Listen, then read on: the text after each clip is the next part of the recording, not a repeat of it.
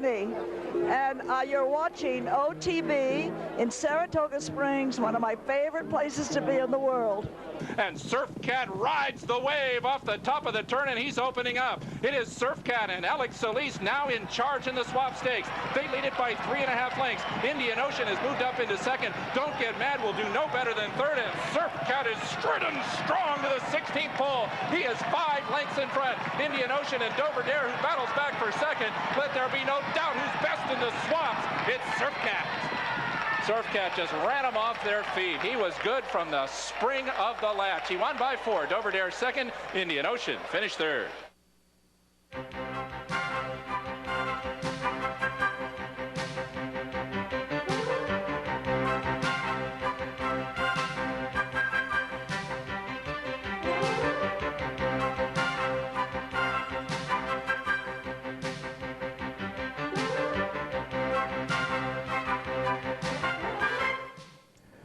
Good morning, everyone, and welcome to Down the Stretch. Along with my colleague Mike VIETCH, the racing columnist with the Saratogian, I'm Mark CUSANO, welcoming you to this morning's mid-July broadcast on an overcast Saturday morning. Thanks so much for having joined us. In front of us this morning, a show featuring 3 special guests. In about 25 minutes or so, local owner Skip Spring, who along with his wife Wendy reside in Johnstown. They, the part owners of Stonebridge Regal, who will start in tonight's $1 million Meadowlands Pace. Then joining us a bit later on, Mr. John Service, who later this afternoon will start Round Pond in the Delaware Oaks.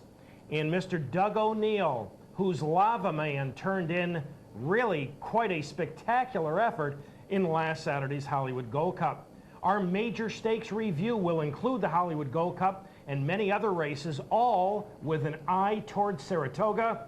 And our topical discussion, the major story, the major changes from the New York Racing Association. So all of that and much, much more if you stay with us this morning. And the opinions expressed on this morning's program are those of Mike VIETCH and Mark CUSANO, and do not necessarily reflect those of Capital District Off-Track Betting. Partner, good morning. Oh, good morning. How are you? Oh, I just couldn't be better. The weather's been so good for the last 3 weeks. I mean, I'm just thrilled. Really. I got my feet in a bucket of ice. If you have to, you can't see it. So, one thing I left out of the description of this morning's program, from time to time, we talk to you along with the author of a recently released book, and we've got a very special one coming up in a few minutes. But we've got to get right to things, and just a reminder about something happening later this morning at the Albany Teletheater. It's the first annual Saratoga Expo, and the doors just opened a few moments ago. The activities begin at 11, and I'd like to remind you, since I'll be leaving this program a bit early today, that beginning at noon, there'll be a panel discussion. I'll be joining my colleagues Bill Heller and Nick Kling on a panel. We will talk about public handicapping and handicapping in general at Saratoga. That will go from noon until 12:30, and then from 12:30 until 1, a question and answer session. So I hope to see some of you at the Teletheater later this morning. On Thursday, just 13 days prior to the biggest race meeting anywhere, Saratoga, of course, Charlie Hayward, the New York Racing Association president, announced the following firings. First, NYRA steward Dave Hicks, who has been with the New York Racing Association since 1995, and who was going to retire following this year's Breeders' Cup at Belmont Park, was asked to retire immediately. So Dave Hicks is no longer the NYRA steward. The Vice President of Human Resources and Labor Relations, Mr. Ralph Cicutti, has been let go. Chief Examining Veterinarian Celeste Coons, who is very, very well respected within the industry, highly thought of, has also been let go. Michael, Dr. Coons said publicly that when she got called into the meeting, she thought she was going to get a raise. Wow. Yeah, how about that for welcome to the real world. And finally, and to me, the biggest stunner, and I say stunner because the timing of it, New York Racing Association Racing Secretary and handicapper Mike Lakow, who has been with the NYRA since 1991, has been its racing secretary since 1995, was fired. I say this was a stunner to me because of the timing. Less than 2 weeks prior to your most important, your most prestigious race meet, you fire your racing secretary. Mike Lakow will be replaced by P.J. Campo, who assisted Mike for the last several years, but I'm not certain P.J. Campo has ever had any experience as a head man. Partner, your thoughts on the Thursday firings? Well, we've watched this sort of thing for a number of years at the New York Racing Association, and it's no news to anyone that the New York Racing Association is going through a time of incredible turmoil as it nears the period when most likely other people are going to be bidding on the very tracks that they have owned and or operated for the last 50 years. The individuals that have lost their jobs surely worked under the most stressful circumstances for a very long time, and I certainly think they did a very, very good job. All of that said, I think that we could possibly consider here that NYRA is maybe even being pressured from some quarters to do a certain amount of reformation in order to save itself when the bidding process starts. Oftentimes, however, in NYRA history, if you followed it, even with the timing as bad as right before the Saratoga meet, I have seen other similar things happen with NYRA when it comes to timing. And you look down the road 6 months and you look back and say, oh, that was the reason for it. That doesn't make the people involved feel very, very good at all. In fact, it's just awful. For Dr. Coons to have made that remark and learned that, that's just awful for her. All of these people have been very kind to the show, as has been the New York Racing Association. But about, a couple of months ago, for what it's worth from my soapbox here, I have said to you folks out there that you better get accustomed to this kind of stuff, because in my opinion, the sadness of a time when we're all very excited, that is the imminent Saratoga Racecourse Summer Meeting, I want to be wrong about this. I just think that this is the type of news we're going to be dealing with for quite some time. And let us not forget that right after Saratoga is the Breeders' Cup back at Belmont Park, with its own set of circumstances and own set of demands on NYRA, what is left of this once proud organization that really is in for the fight for its life. So those are my thoughts. Am I stunned? Only in the sense that Mark is stunned of the timing. I'm not stunned necessarily at the moves. Almost nothing, if you followed NYRA for the last 10 years, is stunning in that sense. But I frankly think that we're going to hear more stories like this when we're working the Saratoga meet. The timing, I think, is absolutely incredible. Charlie Hayward declined to elaborate on the reasons for the firings. He met with a number of trainers yesterday morning at Belmont Park, and what he told them about the firing of Mike Lakow was that there was a difference of opinion on how NYRA was to proceed in its racing office. But beyond that, he did not elaborate on why Mike Lakow, who is generally considered a workaholic, was let go. It is my opinion, and this is strictly my opinion, that had it been strictly the choice of the New York Racing Association, that some or all of these firings would not have taken place 13 days prior to their biggest race meet. I think an outside agency had something to do with at least a portion of these firings, and that outside agency may very well have been the oversight of Getnick and Getnick, who, remember, their oversight period was extended through July 24th. But again, I'm stunned, particularly with Lakow's firing, because of the timing. We spoke with Mike yesterday on the phone. Our Julie Hoxie spoke with him, and he was shocked at the overall situation. So just an incredible series of events just 13 days prior to the Saratoga race meet. Get you caught up on a couple of things here. Got a note from Mike Kane at the Racing Museum talking about the Saratoga preview, which will be Monday, July 25th, beginning at 7 p.m., and it will feature Mr. Charlie Hayward, the NYRA president, as well as Nick Zito. And I also want to let you know something we talked to you about last year. In fact, we had Dick Hamilton on the show to talk to you about this. But the museum is continuing their Oklahoma backstretch tours. And remember, you got no shot to get on the backstretch at Oklahoma on your own. So these are organized Oklahoma backstretch tours. And Oklahoma is a beautiful facility with a lot of horses there. If you're interested, you can call the museum at 584-0400, extension 120, to get additional information. We want to congratulate our colleague Matt Graves of the Albany Times-Union on his retirement. And we'll be speaking with Matt a little bit on next week's show. When I talked to him on the phone the other day, I told him, well, you can finally spend some of that money you had buried in your backyard. Matt, I'll miss you, but I know you're not going far, and I will certainly see you again, even in racing circumstances. But I'm going to miss reading your column a lot. Wonderful, wonderful career, and I know there's more coming. Actually, I do. And so we'll chat with Matt on next week's show. And wonderful. I just received... And we'll be talking to you about this more as we get closer. But the New York State Police will be playing a charity softball game against the Saratoga Jockeys at one of your favorite places, Eastside Recreation Field. Absolutely. On Lake Avenue in Saratoga Springs on Monday, August 1st, beginning at 7 o'clock.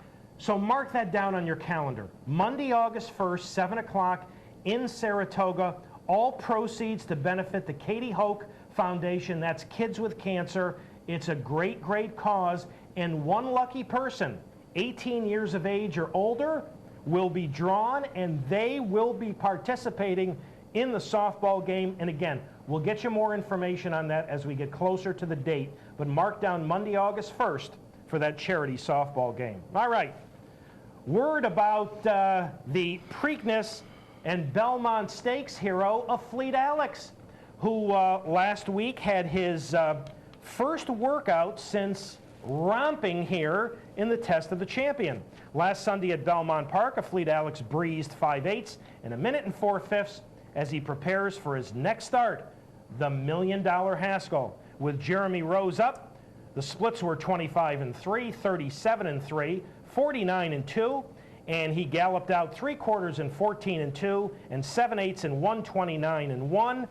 And partner, it looks as though a Fleet Alex had better be ready for the Haskell, because we got word earlier this week that your boy might be pointing. Well, there. I was glad you were going. If you weren't going to bring that up, I was not going to let this moment pass. But Roman Ruler looks like he's headed for the Haskell.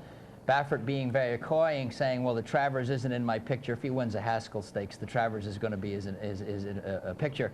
But I think it's going to be rather interesting that my guy is going to catch a Fleet Alex on the way down. I mean, you know, I guess a Fleet could maybe throw in a bad one on the Monmouth Day, don't you think? You should consider it. Well, I will consider it, and I might consider that to be our next cigar bet. You can have Roman Ruler. I'll give you the huge advantage. He's the one who's tight and fit and ready to go off that monstrous effort in the Dwyer. You got to bet. Beautiful. You got to bet. Beautiful. Okay. I like that. Sad news. A really fine 3-year-old has been euthanized. You're watching Egghead on the outside here, and he's on the outside of Lost in the Fog, who obviously nobody beats. This is the Riva Ridge, and Egghead last Monday had to be euthanized due to laminitis. Michael, he only raced 7 times, but he was a talented, talented racer. Maybe gave Lost in the Fog as much as any horse has given Lost in the Fog, and here we are into the 21st century, and laminitis still takes the life of young, healthy horses. It's really a shame. That is terrible. Wow. Very quickly, one email from Vic in Troy. Vic, thank you very much. Great show as always. Couple of questions. Vic, your first question is exactly the same as I answered 2 or 3 weeks ago. Why is a portable rail put up, and why does it matter when it is up, and how does it affect the race? First of all, the portable rail saves the inside part of the turf course, because that's where all the riders and horses want to be. Particularly going into that first turn, they want to save ground, so they have to move the portable rail from time to time to save the inside of the turf course. It changes the configuration of the turf course slightly. They move the starting gate slightly. The biggest thing, Vic, is nobody's going to convince me that the fractions, when a portable rail is up, are accurate. You're just not going to convince me. I've watched too many thousands of turf races over the years to convince. Second, is there any chance that OTB will show live video races from Saratoga instead of delayed video? Vic, yesterday I spoke with Jim Barber, the station manager here. First of all, Capitol cannot show the Saratoga live video of the races due to contractual obligations, except for the finale. The last race every day will be shown live. But Capitol's going to give you the next best thing this year. You're not going to get an audio call of the race followed by a replay. What you're going to get is an instant video replay right after the race is run. So basically, if you're sitting at home, you're going to get the live feed right up until they go to the gate.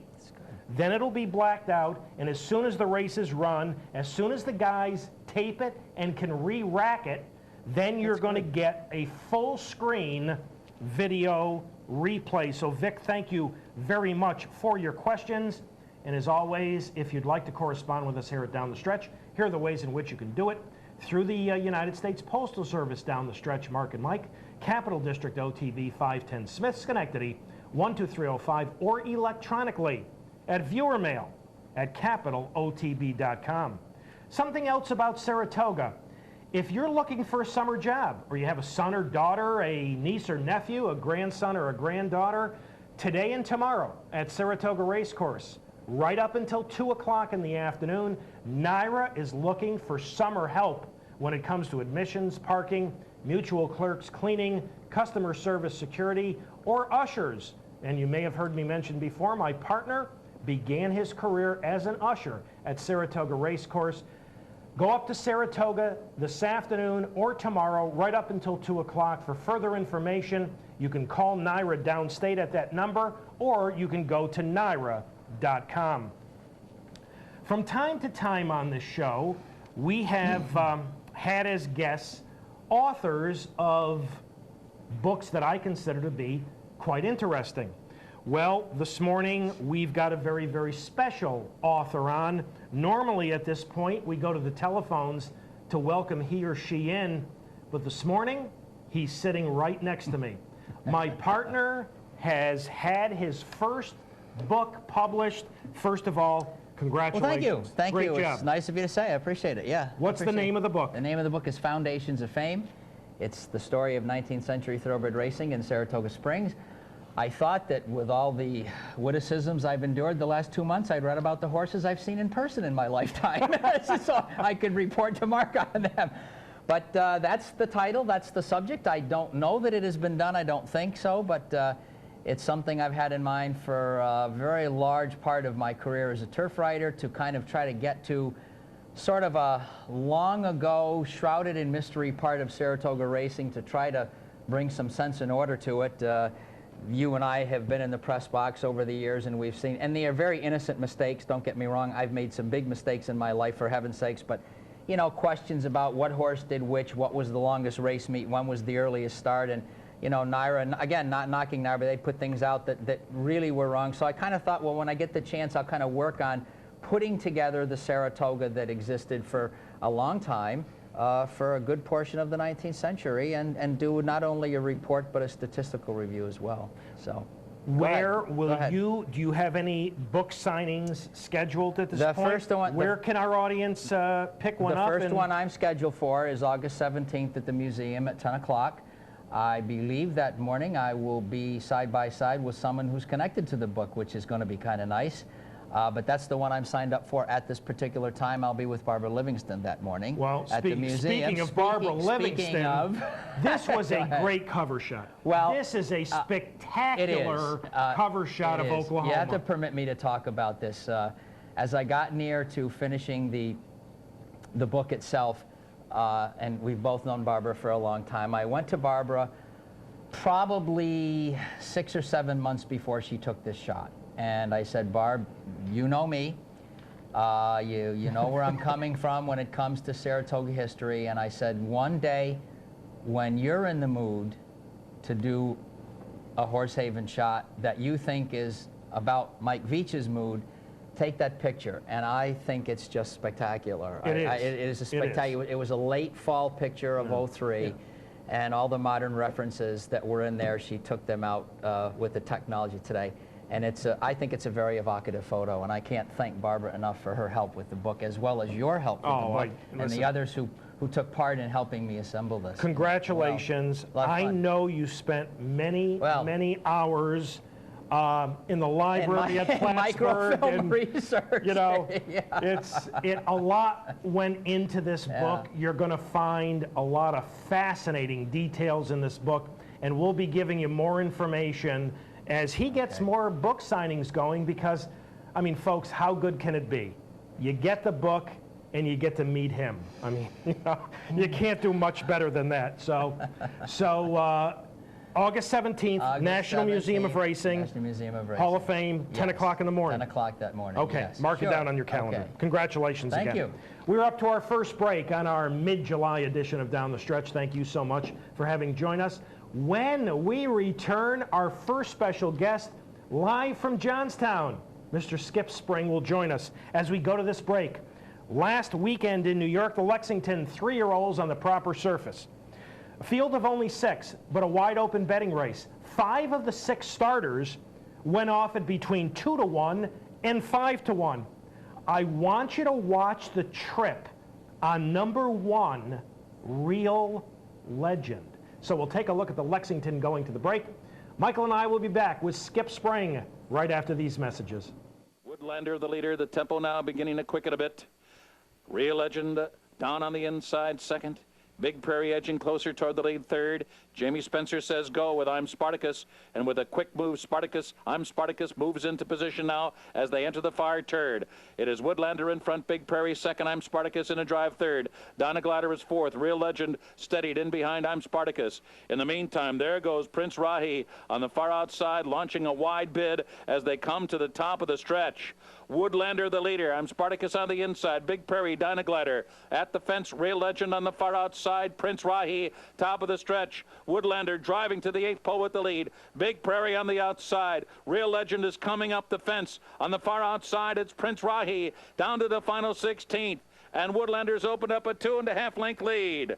Real Legend coming on late as they come down to the line, but it's going to be Woodlander who wins it by 3/4 of a length. Real Legend was a tough luck second there. Prince Rahi and Big Prairie.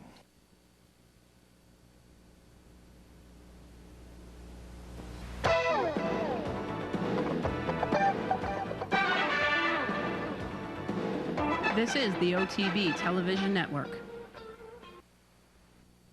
NYBreads.com, the online home of North America's best incentive program.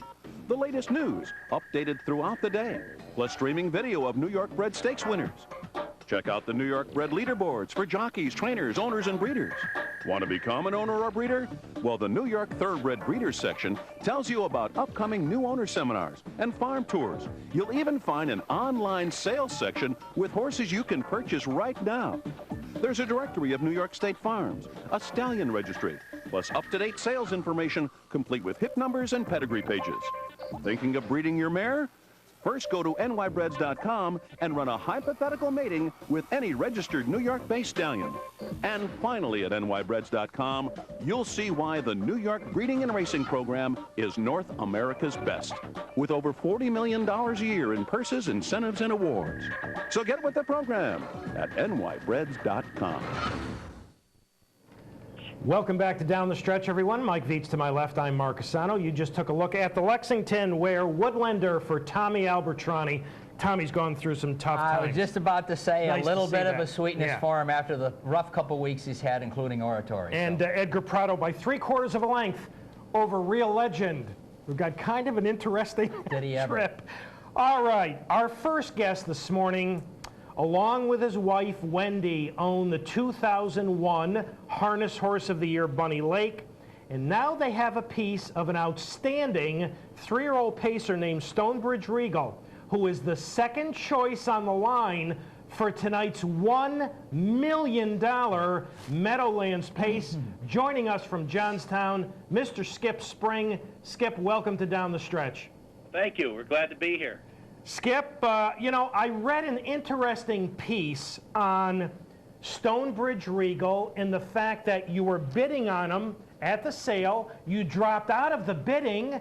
How do you and Wendy have a piece of Stonebridge Regal? Well, that's easy.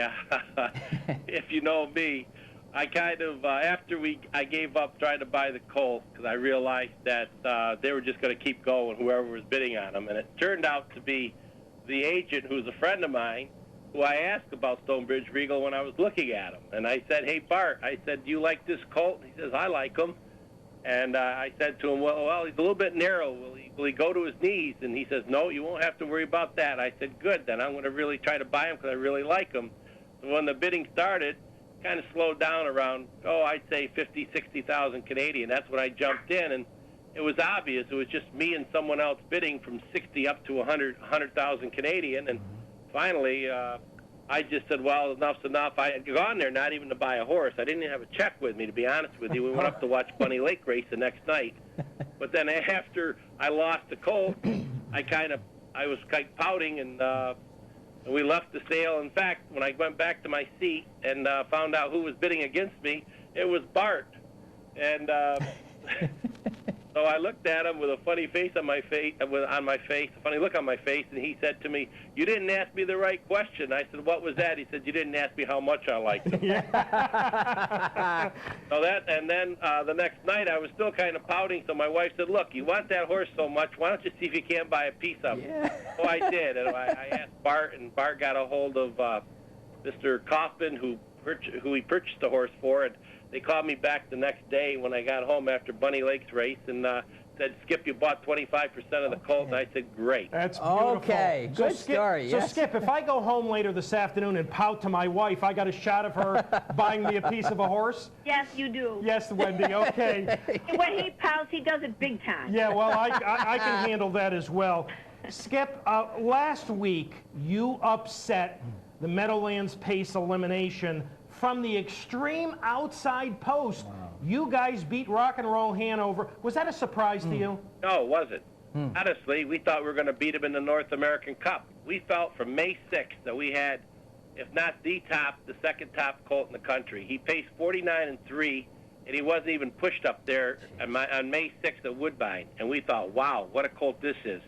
And Jack Bozaev, who drove Precious Bunny and Artiscape and some other champions. In the Meadowlands Pace, he won with Precious Bunny. Yeah, he got off the bike and said, wow. He said, this colt, he says, he's every bit as good, if not better, than those two champions that I've driven before, and he's got a heck of a career ahead of him.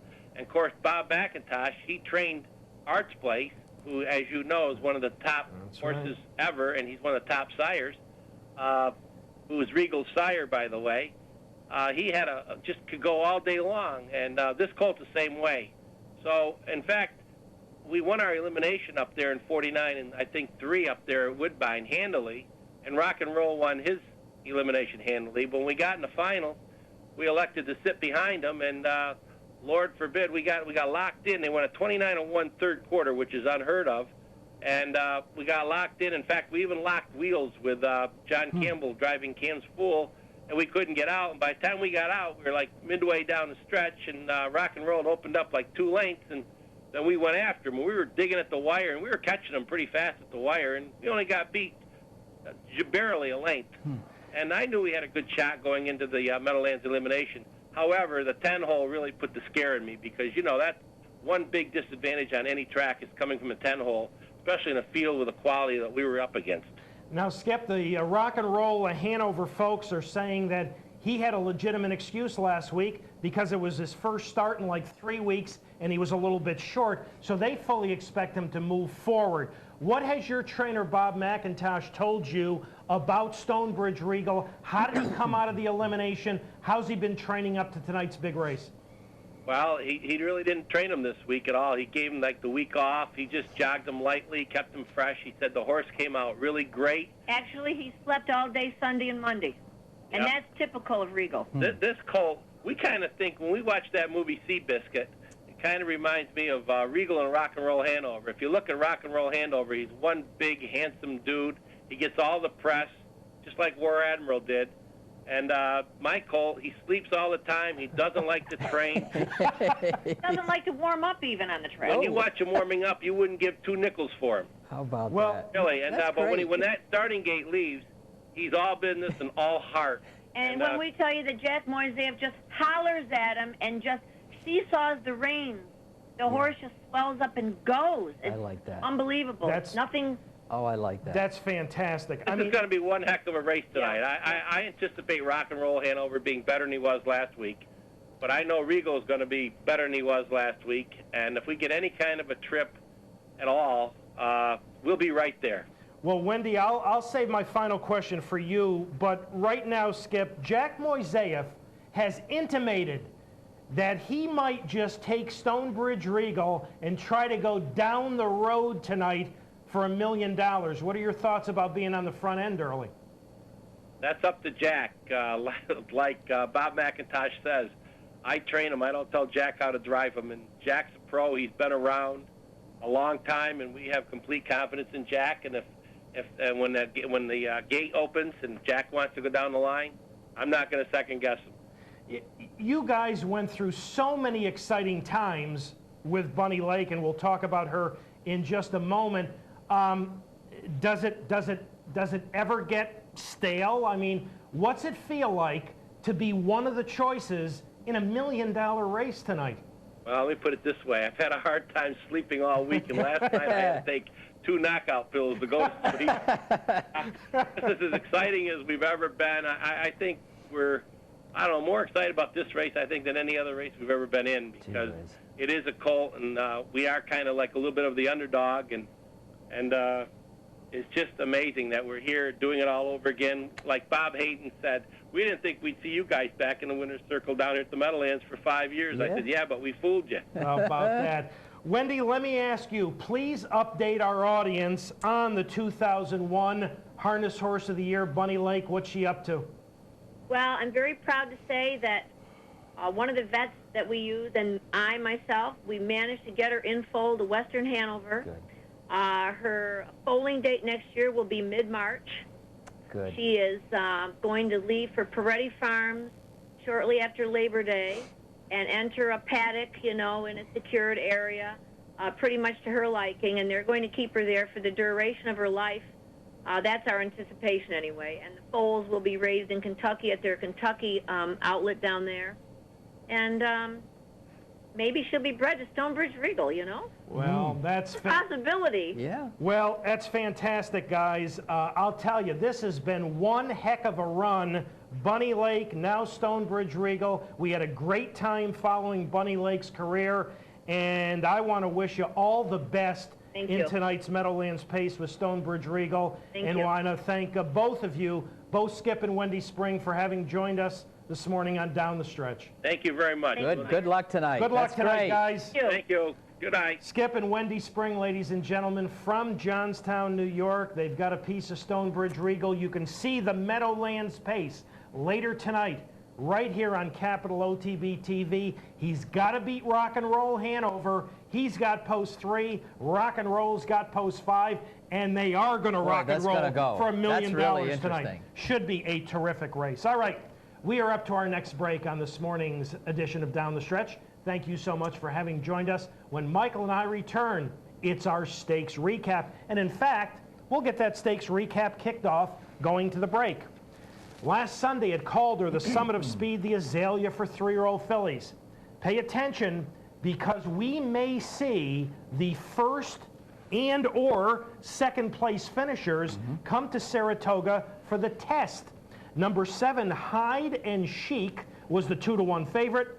Number 1, Leave Me Alone, was the 3-to-1 second choice. That's what my wife's going to say to me when I go home and pout, you know, looking for some cash. Just leave me alone. The 3-to-1 second choice. So we'll take a look at the Azalea going to the break. Michael and I will be back with our stakes recap right after these messages. And they're off. Came out to a good start. Hide and Chic, Partners Do, Leave Me Alone, fast from the inside gate, and she goes out for the lead. Flying Circle is also in that line. Hot Storm also right there. These 5 right across the track on the front end. Midtown Miss is drafting in 6 lengths behind those dueling leaders, and they are all dueling as they head down toward the half-mile marker. Flying Circle and Leave Me Alone. These 2 try to kick on with it. Hot Storm is right there in third. Partners Do might be 4 wide into the turn. Hide and Chic takes back a little. She drafts in now behind that wall of fillies, and she's coming once again. Here's Hide and Chic. A good run for Hide and Chic as Eddie Castro found room at the rail, and she takes advantage going into the turn. Hide and Chic right back up with the leaders. Leave Me Alone is trying to go with her. Hot Storm is 4 wide.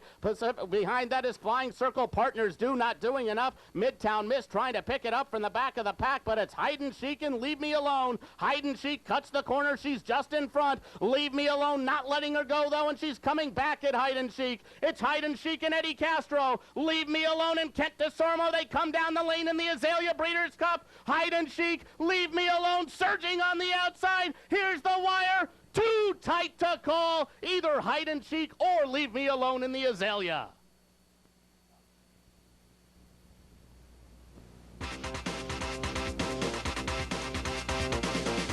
This is the OTB Communications Network.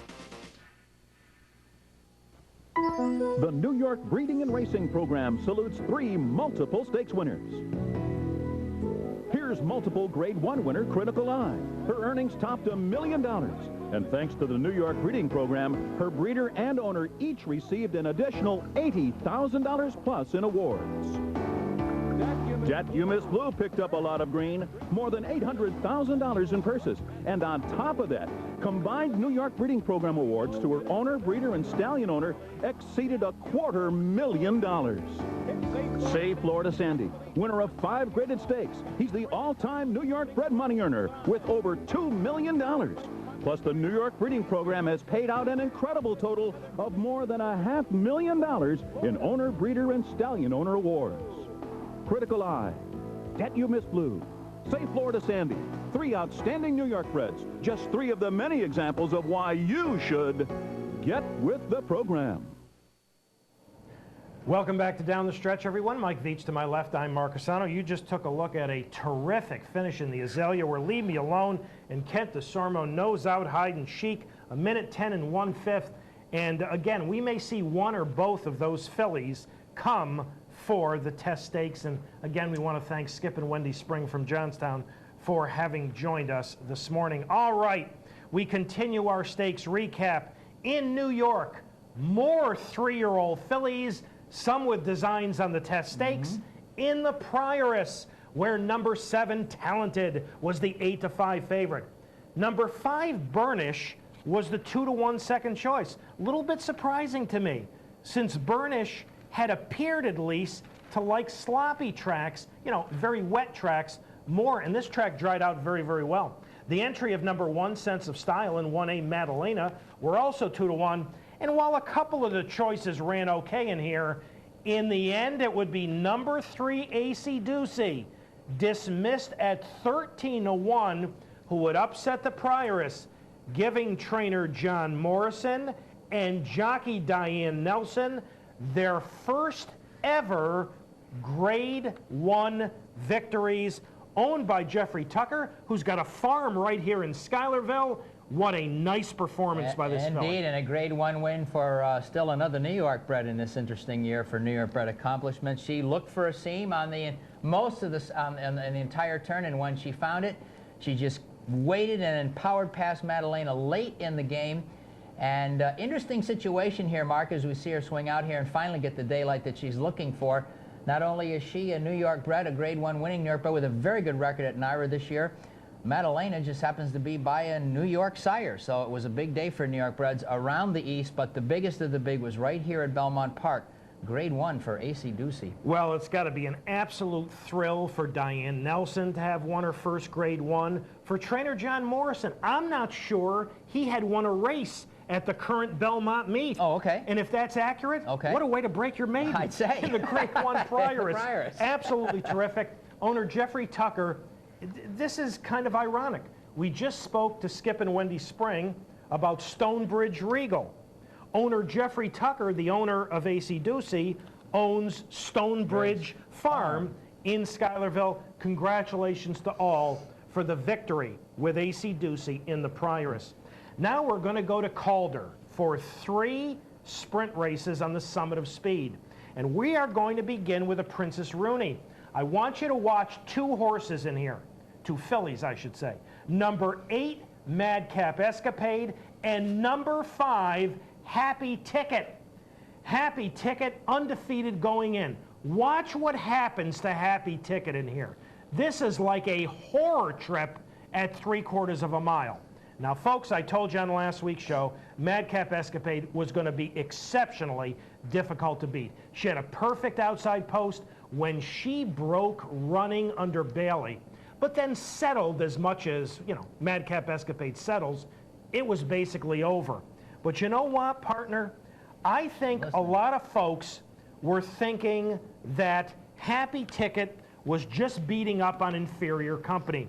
Well, in spite of getting in all kinds of trouble, going 3/4 under Eddie Castro, the Andrew Leggio filly really rallied solidly to get second, so it was a big, big effort by the winner and a nice, solid effort by Well, it was a Happy very Ticket. gallant effort by her, and, you know, you just can't have that kind of stuff happen when you're going this short, and you're going against a filly who is just as absolutely sharp as Madcap Escapade can be when she gets out there. And I'll talk about the relaxed thing a little bit more. I thought Happy Ticket was admirable, and look, as you look at the finish, if Madcap doesn't get that trip, Happy Ticket still remains unbeaten. That all said, Happy Ticket was in the face of some seriously classy fractions by the winner, Madcap Escapade.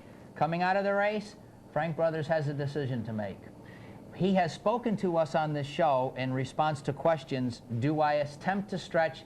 And as we speak to you this morning, he's considering, do I go to the Spinster and the Breeders' Cup route, or do they stay short? I think we'll see him short at Saratoga. I think the decision will be made after the Saratoga meet.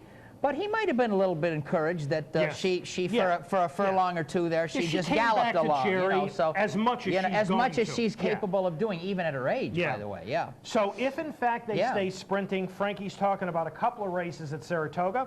The Honorable Miss, which is 3/4, the Ballerina, which is 7/8, and of course Andrew Leggio in our interview last week told you if she runs well, and she did. I thought she did. Now she got beat 5 1/4. Yes, I do. But I got to tell you, Eddie had her in a lot of trouble. I think they're going to come for the Ballerina at 7/8 of a mile. But a wonderful, wonderful performance in the Princess Rooney. Now, while you had to pay attention to 2 in the Princess Rooney, as we take a look at the carryback, you only have to pay attention to number 5, Lost in the Fog. I got to tell you, trainer Greg Gilchrist and owner Harry Allio, you talk about picking your spots. I don't think any racehorse has had their spots picked out better than Lost in the Fog this year. Well, I don't really want to just belabor a point that we've made all year, and for heaven's sakes to not bore our audience, but you know, I will say it once again. Early in the season, he just stopped worrying about the Triple Crown grind. That's and now we are in midsummer, and we have a young guy here who just really, in his own mind, knows no limits to his capability. This race is over. It was over from the start. He is a very, very classy guy. In a minute, I'm going to ask my partner a handicapping / speed figure question in a moment, because I did do a little note-taking during these 3 good races. This is a nice day of racing. But this, you're looking at a horse who's happy and healthy because he wasn't beat up in February, March, and April, trying to get to the goal of the Triple Crown or even the Kentucky Derby by itself. King's Bishop next, I hope, at Saratoga. There will be no doubts left about him as the absolute brilliant 3-year-old sprinter in America if he remains unbeaten through Saratoga. Now here's my question. Okay, this guy ran the fastest 3 furlongs, but there's a bit of a debate going as to the type of pace that he set the internal versus fractions. the other. And I'd tell our knowledgeable audience, is he not as good as he looks? Well, Russell Bays was back. Russell, you know, why should he have to go any faster? I know, you know, he rates wonderfully. That's a good angle, if he needed to run faster earlier, he would either lay off horses or he would run as fast as he had to. We saw that in the Riva Ridge, where they came after him in waves. You know, and Edgar was riding that day. This horse has got a lot more natural speed than he showed, but folks, you just watched a $177,000 public workout. I agree. That's exactly I agree. I really what agree. it was. I do. And I'll tell you, Greg Gilchrist gets A+ from me because they have picked their spots beautifully, and he has responded, and he is a very popular racehorse. And normally, the only 3-year-olds who are popular in this country at this time of year are those who compete in Triple Crown races. No. He is an extremely popular racehorse, you know, and let's hope he stays sound. I mean, would you rather have a happy, healthy horse in summer or a weekend of flashy fame in February? I think Greg Gilchrist knows what one he'd want. 7 1/4, 109 1/5. Next up, older sprinters went postward in the Smile, and it featured a very sharp sprinter. Number 4, Woke Up Dreamin', who was the 8-5 favorite. He was a very impressive winner of the True North Handicap in his last start.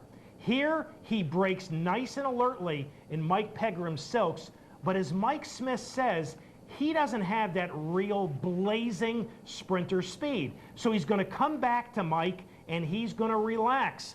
And I'll tell you what, turning for home, Mike asks him the question, he answers it, and Woke Up Dreamin' right now, and this is not a stellar field, but I want to tell you, Mr. Baffert has got Woke Up Dreamin' just about as good as you can have a racehorse right now, partner. 2 big efforts back to back. You know, I never fail to be amazed at how many times in our careers here that we have watched a horse from California be basically in the early stages of his career a low-level performer. I don't say that with disdain. He's run for tags, he's run for open tags, and then they get older and all of a sudden they just explode into very good sprinters. Now, I believe Baffert said a vacation is due for this guy for a while, but I want to point something out here. This is a Holy Bull, and this is the year of Holy Bull with Giacomo. But in case you missed it, and I did when I started looking at this guy's grandmother is the incomparable, wonderful mare, Flawlessly. This horse was bred to be a good one.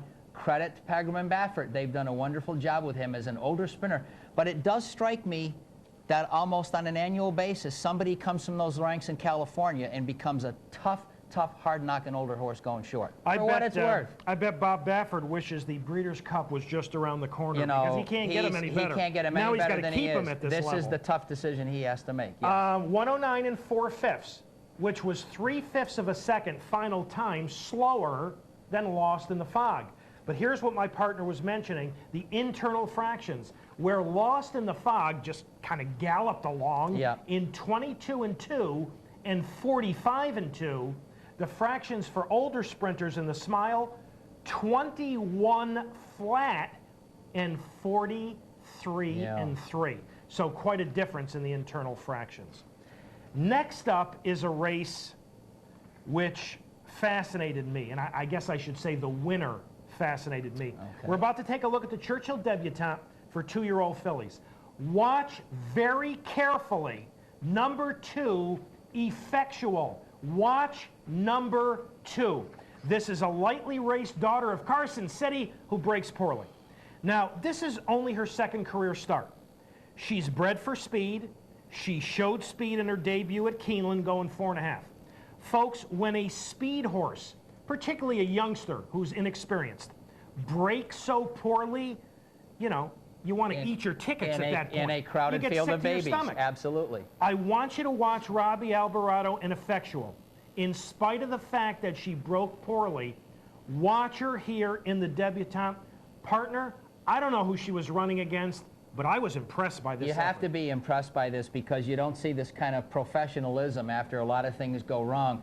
Some trainers fear having a lot of things go wrong with babies because it takes them forever to get it straightened out. Not so with her. Look at her. She is as straight as a string in the stretch after, obviously, you would think, being worried about an awful break.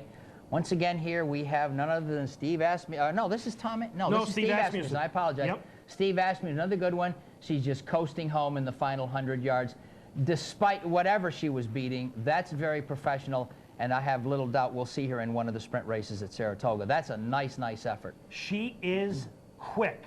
And I like the fact that she overcame that bad break, and it wouldn't surprise me a bit to see her opening day in the Adirondack. All right, takes care of the East Coast action as well as a race from Churchill. Now let's go to the West Coast and take a look at the big one, the Grade 1 Hollywood Gold Cup.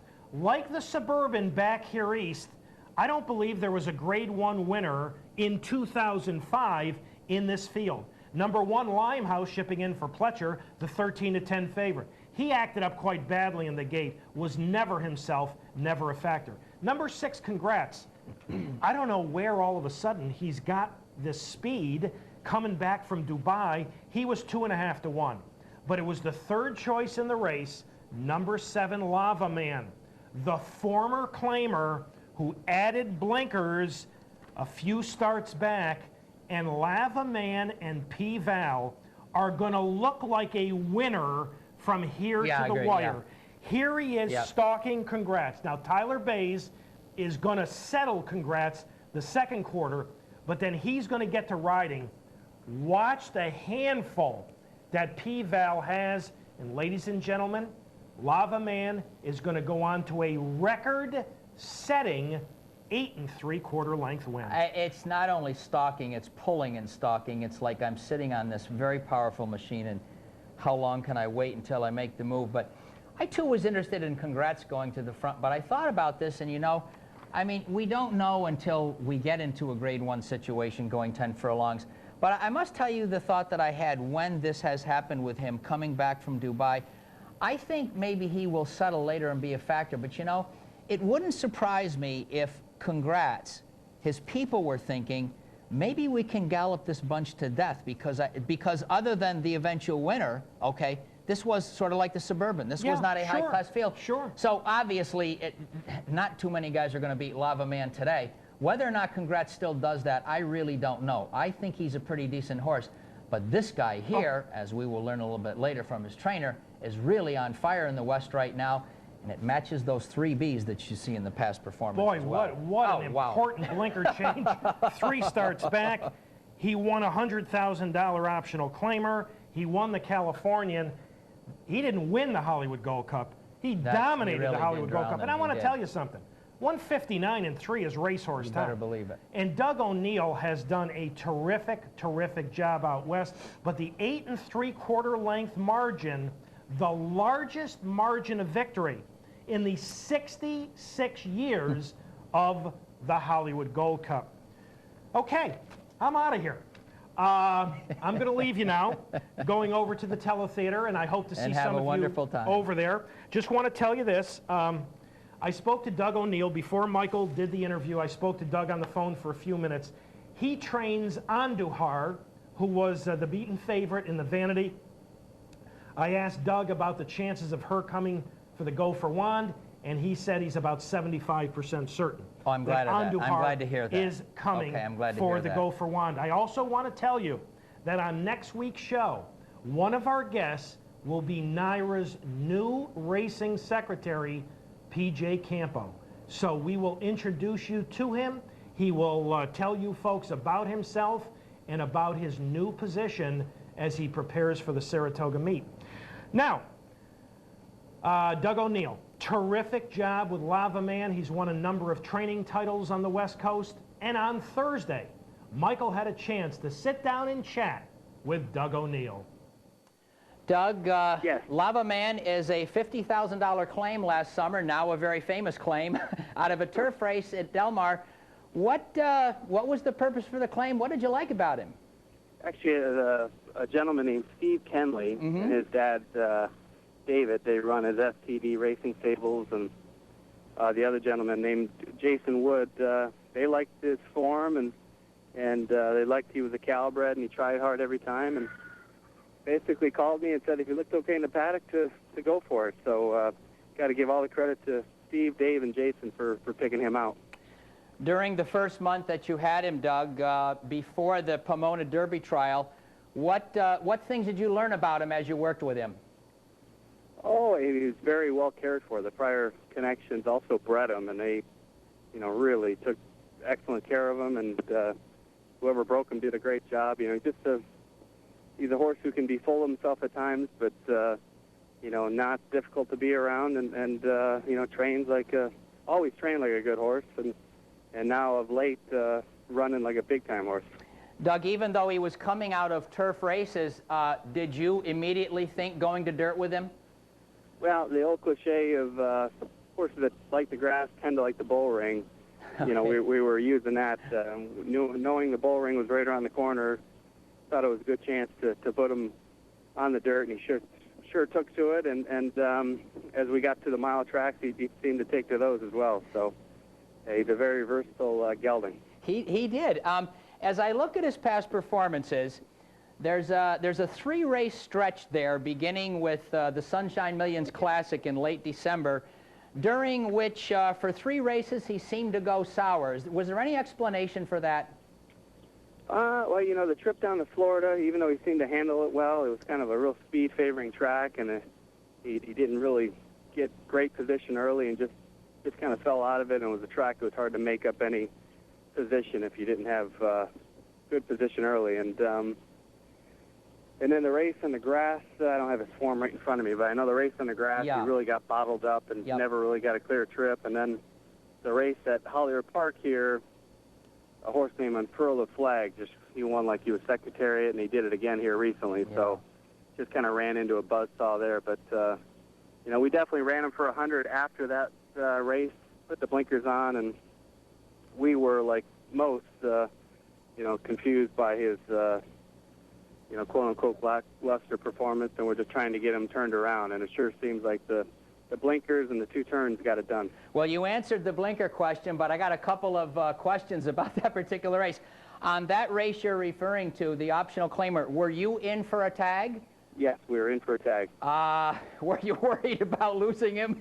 not prior to going in the gate. I thought there was no chance, and I thought if they did, someone would really have a difficult time, you know, earning $100,000 back to the owner. So now, obviously, when they hit the wire that day, I was hoping we didn't lose him, but not fearing, hey, we just lost a Grade 1 winner, but fearing I just lost a sound horse that I could run in 3 or 4 weeks. Which, so, yeah, we were very happy when they didn't hang the red tag on him, and hopefully he's got a long career ahead of him. I think so, judges, on his last couple races. Yeah. Doug, were you surprised that the blinkers, we think, made that much of a difference?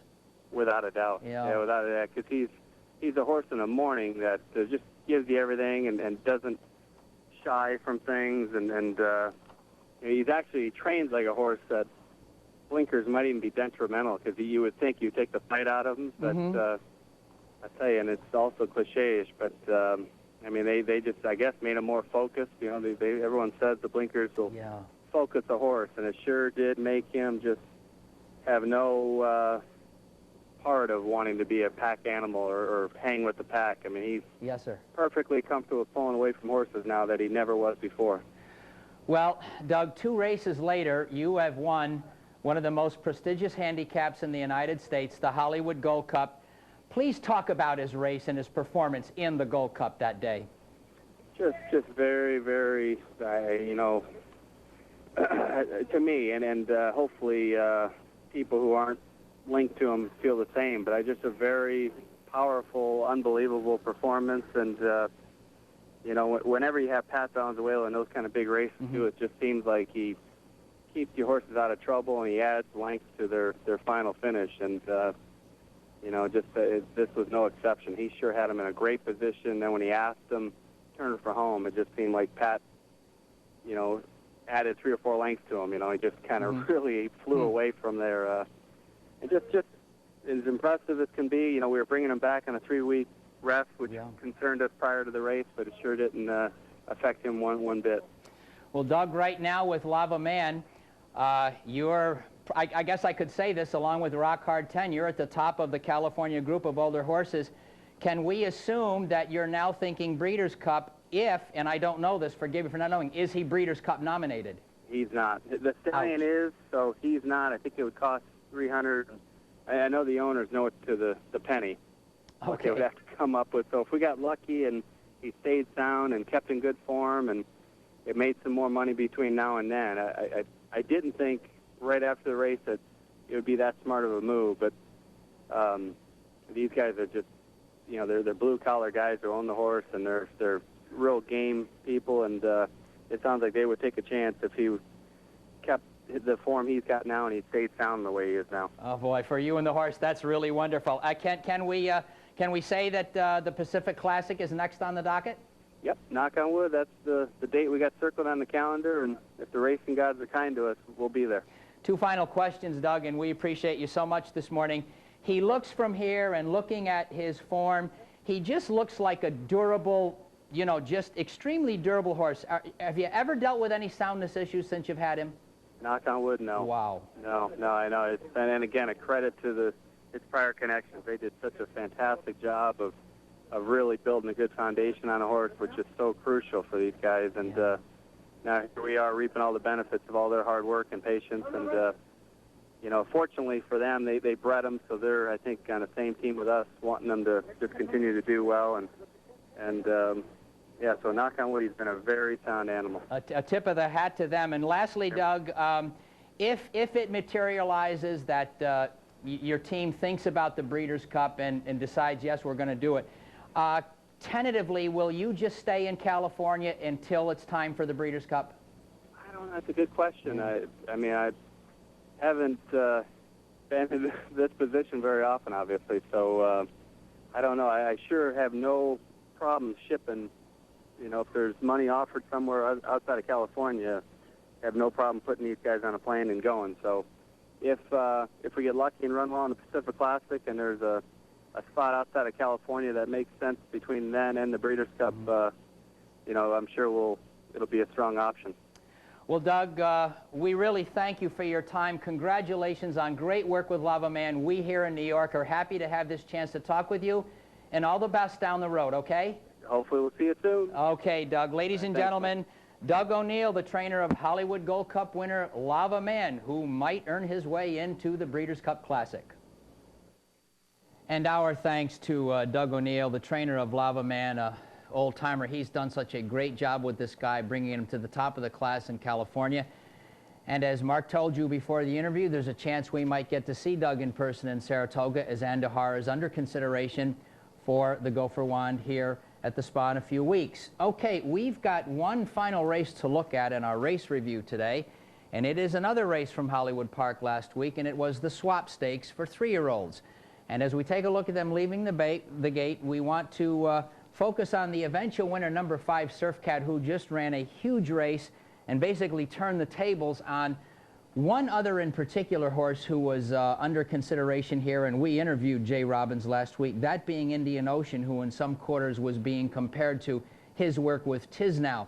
But Surf Cat on the outside, who had lost the affirmed to Indian Ocean, gets a real nice trip here on the outside. And there was also a lot of interest in this race with one of the Derby horses on the trail earlier this spring, Don't Get Mad. And Mark had spoken with Ron Ellis about that particular 3-year-old colt and brought up the question of, do you think he'll be going 2 turns? It didn't work out here today. What did work out here today was Surf Cat running a huge race in the swaps. Used to be a 1.25 mile grade 1. Now it's a 1 1/8 grade 2. But the son of Sir Cat settles very nicely here, and in a moment you're going to see him power past on the turn and be much the best in the Swap Stakes. Now, as they turn for home here, and you see Alex take a left-hand look before he goes past his rival here, you want to think about a couple of things coming out of the Swap Stakes, and that is, what do you do with a good 3-year-old, and this is a pretty good one, what do you do with a good 3-year-old when you're in California at this time of the year? Bruce Headley, the trainer of Surf Cat, knows how to handle a good horse, but he's got a decision to make as well. There's not much left for this division. If you stay at Del Mar on the dirt, you maybe have to tackle older horses in the Pacific Classic. That means you might have to tackle a gentleman's horse that we talked about a few minutes ago here, Doug O'Neill's Lava Man. So that's the decision that has to be made as we see them go past the wire in the swaps. That is going to be a key call for Bruce Headley in the coming weeks. Do I do this? Do I come east and maybe attempt the Jim Dandy and the Travers? My guess is the Bruce Headley that we have talked to, and he's mentioned this a couple of times, he really does like Del Mar in summer. It is really one of his favorite places, and it wouldn't surprise me if he stays there And if he doesn't go in the Pacific Classic, he might find a way to get to the Goodwood before, and assuming that he wants to go Breeders' Cup bound, come east for Belmont Park. That's what he has to think about. As far as the other two, I have no idea in the post-race times what they're going to decide. But Surfcat, pardon me, clearly is the one of the moment in California at this point. Okay, as we go to our next break and final break on this show, we're going to show you in California on a big day of Hollywood Park racing, the A Gleam. And what I want you to look for is keep a look at number 1 on the inside, daughter of Alphabet Soup. We'll see you after the break. They're off. Festival, Valentine Dancer, Alphabet Kisses, and Heavenly Humor all show speed. Ramatel and Star Parade are right with the lead as well. Muir Beach away next. Then comes Pusha Sacco. Now Festival is second to last, and the trailer is Rinky Dink, and the leader is Alphabet Kisses. Alphabet Kisses up the backstretch, well off the rail. She's a half length in front of Longshot Ramatel in second. Star Parade is 3 deep in third. Valentine Dancer and Heavenly Humor are right there, and they move as a team within 2.5 lengths of the leader, Alphabet Kisses. Then it's a lineup of 4 at the back of the pack. Festival at the rail, Pusha Sacco between horses, Rinky Dink and Muir Beach, 7 lengths from first to last as they fire into the far turn. In the 51st A Gleam Handicap, and Alphabet Kisses is in charge. Gary Stevens and Alphabet Kisses to the quarter pole. Valentine Dancer comes after her fellow Calbred in second. These two at the top of the stretch. Alphabet Kisses leads by 2. Valentine Dancer is second. Rinky Dink splits horses. Pusha Sacco's a long way out of it. She's 10 lengths behind Alphabet Kisses, who comes to the final furlong in charge. Alphabet Kisses, hand-ridden by Gary Stevens. She leads Valentine Dancer. Rinky Dink's up into third, then Muir Beach, but Alphabet Kisses has just outrun them every step of the way. Valentine Dancer is second best, but Alphabet Kisses wins it, and wins it in hand. Big run for Alphabet Kisses. She won by 3. Valentine Dancer second. Close for third between Rinky Dink and Muir Beach.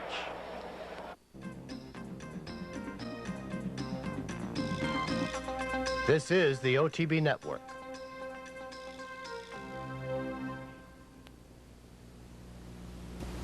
And finally, in sports tonight, billboards in Kentucky, welcoming you to the horse capital of the world, New York. How's that? Well, it's a marketing campaign to get Kentuckians to rally behind their horse industry. Folks down in the bluegrass must be getting a little worried, a little squeamish, a little verklempt over the incredible achievements of thoroughbreds bred right here in New York. Hey, don't worry, Kentucky. At least you still have a Derby. The New York Breeding and Racing Program just keeps getting bigger and better. In 2005, registered New York breds will compete for a record $45 million in purses and incentives. And speaking of records, last year, New York breds won 40 open stakes, including Funnyside in the Grade 1 Jockey Club Gold Cup. Funnyside has won! People from all walks of life, from all sports, are getting with the program. Shouldn't you? And welcome back to Down the Stretch this morning, Saturday, July 16th. You just watched Alphabet Kisses destroy the opposition in the A Gleam Handicap at Hollywood Park. It's really quite interesting how many times Alphabet Soup, a classic winner, Breeders' Cup Classic winner in Woodbine, as a matter of fact, has had a very good sprinter represent him as a sire in subsequent years. Congrats to trainer Marty Jones and jockey Gary Stevens. Well, later this afternoon, one of the leading 3-year-old fillies in the country, and she's only lost once in her life, Round Pond, will be contesting the Rich Delaware Oaks, and this may be a stepping stone to the Classic Alabama Stakes at Saratoga. A couple of days ago, I had the chance to sit down with trainer John Service and discuss the chances of his filly, Round Pond. Purchased Round Pond as a Keeneland September yearling. Was she a filly on your short list for Mr. Porter? Yes, she was. She was, quite honestly, she was on our short list. She was not one of those have-to-have horses. Yep. But we felt because she was on the small side, we felt that we could get her for a reasonable price, and we thought if we could get her for under 150, we were going to take a stab at her. That worked out pretty well. So, worked out well. John, she's a late May foal. Did you plan to race her at 2? Yeah, the original plan was to race her too. We brought her in actually 2 different times as a 2-year-old, and just wasn't happy with the way she was maturing, and she was actually as far as the maturity level goes, she was the last 2-year-old to come to me. Oh. And from the farm, just because she was so backward and so behind, and then when we got her up here and we started cranking her a little bit, no physical ailments, just mentally, just wasn't really prepared for it, and we just thought she needed some more time, and we kicked her out and brought her back, and got her a whole lot farther along at the farm than we did the first time, and came in and was able to go right on with her. That's really interesting, and as you got her nearer and nearer to her debut last winter at Oaklawn, did you feel as you approached her first race that she was going to be something special? Yes. She started, before we took her to Oaklawn, her last work at Philadelphia was I felt what was pretty impressive. She started to improve toward the end of last year and really started to come around, and I elected to take her to Oaklawn, and after that work, that kind of solidified it. We got her down there, and first couple of weeks she was just going okay and acting like she was kind of going back to that immaturity stage. And Oaklawn's a funny racetrack, and you really need to train over it for a while. And as a matter of fact, my assistant down there is quoted as making a comment to my assistant up here that he couldn't understand why I brought her down there. And then then after her first work down there, which was rather slow, she started to come around, and then her next work was pretty impressive. And by the time she made her first start, we knew she was going to be a pretty nice filly. Well, she went right through everything at Oaklawn, and she concluded that with a victory in the Fantasy. But you didn't make the Kentucky Oaks, and would you refresh our audience here at Down the Stretch on the reason why? Well, we felt that it was going to be too much to ask of her in too short a time. I mean, she hadn't made her debut until February. She had already accomplished a whole lot, and maturity-wise, I didn't think she was anywhere near ready to be running into the horses like that. And I just thought that we'd give her a little more time and go an easier route and point for the Black-Eyed Susan. And subsequently, we shipped her back home, and she got a virus, and we ended up missing the Black-Eyed Susan. And the fallback race for us was the Acorn, and quite frankly, the Acorn came up what I thought was an extremely tough race, and has kind of proven to be that way. I mean, it's proven to be a key race, and it's funny because John Kimmel and I were talking before the Acorn, and we both were like, the winner of this race could go on and arguably be the best 3-year-old filly in the country, because it was a field of young, lightly raced 3-year-old fillies that looked like they could be any kind of horse. Well, that's exactly what I wanted to ask you as far as the Acorn. This is traditionally, this mile can be a killer event for 3-year-old fillies, going a flat mile at Belmont. You were off just about 2 months. What were your concerns going into the Acorn? I was hoping to get a good trip. I didn't want her to be too close to a fast pace, but I didn't want her to be too far out of it. And I was kind of bouncing back and forth like a ping pong. And then when it finally came down to the paddock, I told Stu, I said, just remember you're at Belmont, so don't move too soon, and just do your thing. And that ended up being the instructions after all that mind-boggling by me. So. Well, turning for home, you are wide and you are fourth, and ahead of you are horses that you just talked about a few moments ago, the eventual winners of the Mother Goose and the Vanity. We're talking about Smuggler and Splendid Blended. What were your thoughts at that point in the race?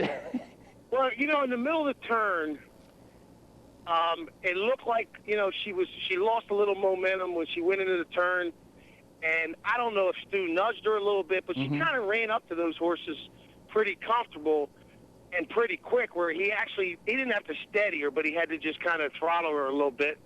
And then right before the point of the turn, I'm thinking to myself, all right, looks like we got some horse. And I tell you what really made me feel good is right before the head of the stretch, you see Stu look under his inside shoulder. Okay, all And right. when he did that, I knew he had horse, and I said, well, you know, that's telling me he's not worried about the horses in front of him. He's just making sure nothing's coming up behind him. Yeah. And I, you know, I've told a couple people the most impressive thing to me about the race was, I mean, you had 3 very good horses battling through the stretch, and she just ran around them like they were in the way. Absolutely. That was really a tremendous, you know, final 1/8 of a mile by her. Absolutely.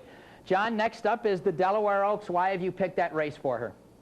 Well, again, it goes back to the schedule and being lightly raced, and I just felt, you know, our main goal all year has been, you know, since she started to show this kind of talent, has been the Alabama, and I just tried to map out a schedule which I thought would be best for her to be peaking around Alabama time and to be at a maturity level that I'd be comfortable with. And I just, the way it looked, if I did the Acorn and then right back into Mother Goose and then right back in the coaching club, you know, I didn't know if there'd be a bounce in there somewhere, and I certainly didn't want it to be in the Alabama.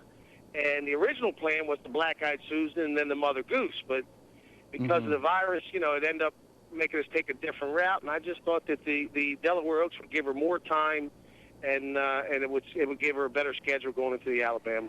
This may seem like a, I don't know, almost a pointless question after everything that Awesome Again has done, but I still have to ask it. The Alabama is 10 furlongs. Your filly didn't get to the races until the Oaklawn season. As we speak today, do you have any concerns about 1.25 miles for her a month and a half from now? I really don't. Yeah. I mean, you know, she gets over the ground so well. She's not big. She's not a big, heavy filly, so she's not real hard on herself. And you know, the way she trains, she acts like, you know, I guess that's the trampolino in her. She acts like she'll carry with no problem. And finally, John, today, something that has been really a struggle this year, the truly gifted Rockport Harbor. It hasn't gone the right way. Please tell our audience how he's doing today and what plans, if any, you have for him down the line. Well, he's doing great. He's on the farm. We actually pulled the plug on him until next year. Okay. And our reasoning was, when I sat down and really mapped out where we were and what our goals were, and it just, you know, it kind of got to where we were running out of things to, you know, time-wise to shoot for, and it just didn't make sense. You know, he certainly wasn't going to have one prep and then run in the Breeders' Cup. So it just, to me, it made sense to put him away and to have him 110% for next year. Well, certainly good luck for that, and certainly, John, we're very pleased to talk with you again here on Down the Stretch. We do appreciate your time. We wish you all the best. Okay, John? Thank you very much, guys. Thanks for being with us. Ladies and gentlemen, that's John Service, trainer of one of the leading 3-year-old fillies in the country, Round Pond. And our thanks here to trainer John Service for spending some time with you, our audience here on Down the Stretch, as he prepared Round Pond for the Delaware Oaks this afternoon, $500,000, possibly a stepping stone to the Alabama Stakes at Saratoga. She's going for 5 straight, and if she performs like I think she will today, she will definitely be Alabama bound. Okay, we have a number of promotions here at Capital OTB that we'd like to make you be aware of, and so let's take a look with them, and as we watch these promotions, let's listen to Legends in the Game, which is Mark Cusano's music du jour. Not a hero that fought in war, not the kind of hero you've ever known before. In 38, it was the year they'd come from coast to coast to cheer. For this old horse would earn his fame. This is the story to his name. His legs were straight, his build was small. Some would doubt he'd make it at all, but time would tell him what we'd see. He'd make racing history. He gave his all, well, you could trust. He'd become the underdog for all of us. An American hero is what they claim. This is the story to his name. Shot from the gun would begin to start. every stride with all his heart. With his desire, he stood apart when the others would have faded. In a roll of thunder from a cloud of dust would arise the spirit in all of us. With all his might, we knew he must. With the odds he overcame to be a legend in the game.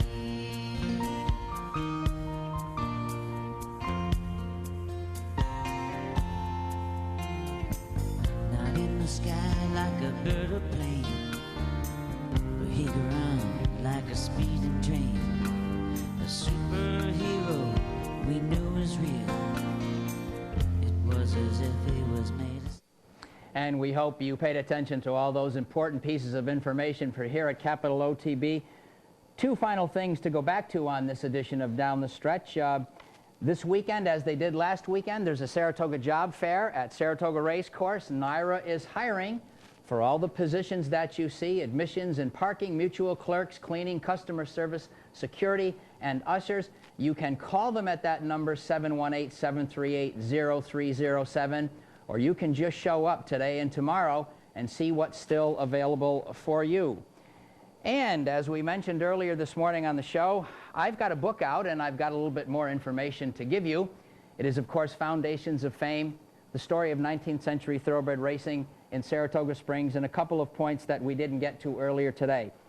This book is right now available in the National Museum of Racing, at Crafters Gallery in downtown Saratoga Springs, and at the 5 Points Grocery and Deli in Saratoga Springs. You can order it for me direct in just about a week and a half, and if you've got your pencil, you can get me home at 201 Circular Street, Saratoga Springs. The zip is 12866. Once again, that's 201 Circular Street, Saratoga Springs. The zip is 12866. Attention to me at home.